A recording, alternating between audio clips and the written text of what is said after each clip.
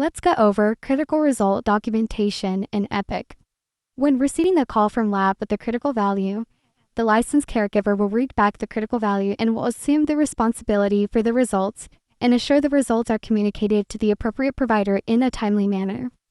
Med-Surg expectations is to initiate communication to the provider within 1 hour of receiving critical results from the lab.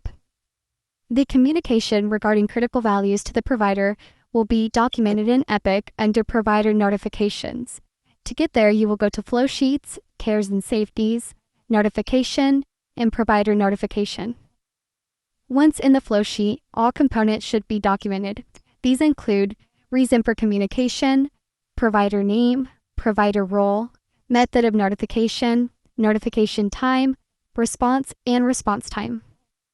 Upon selecting critical result as the reason for communication, select the free text option to be able to type in the critical result that is being communicated to the provider. The example here shows that a hemoglobin of 4.2 was a critical result that was being reported to the provider.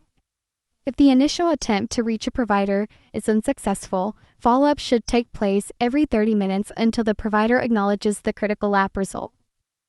If you're having difficulty reaching a provider, the proper chain of command must be activated. Documentation of the escalation is to be documented in Epic via flowsheet, free text, or nursing note.